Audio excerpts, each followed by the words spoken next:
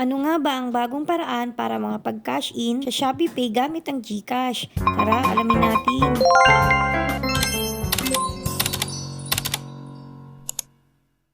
So ngayon may bagong update ang Shopee Pay dahil iba na ang paraan ng pag-cash in dito sa kanila. Before kasi kapag click mo yung cash in, tapos i-click mo itong payment center or yung e-wallet, lalabas na dito yung GCash. Pero ngayon kung makikita ninyo, wala dito sa option yung GCash. Kasi nga, binukod na siya ni Shopee. Dito na natin siya makikita sa InstaPay. So ayan, makikita nyo, unang-una na agad yung GCash. Kaya ayan, i-click ko na yan. Tapos before, kapag click nyo yung GCash, is magdadirect na kayo sa GCash.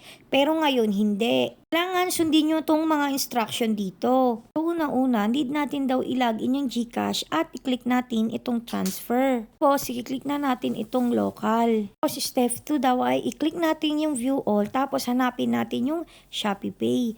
Ito yung sa pinakababa, yung view all. Tapos, dito sa may search, type natin yung Shopee Pay. Kasi yan, lalabas na siya agad. Tapos, step 3, enter na natin yung amount tsaka yung account name. Dapat i-make sure ninyo na tama yung ilalagay nyo dito. Step 4 naman ay i-enter ang Shopee Pay registered phone number. Dapat dito rin tama rin yan. Dahil baka kapag mali ay hindi yan pumasok. Then step 5, i-click na natin yung send money para ma-complete yung process. Dito i-double check nyo lang. So kapag okay na, is-click nyo tong box, pinakababa at click nyo yung pay. Tapos ayan, maibibigay silang code na need natin ilagay. Kapag okay na, is-click natin yung submit. Ayan, okay na, nakapag-transfer na ako at complete na siya.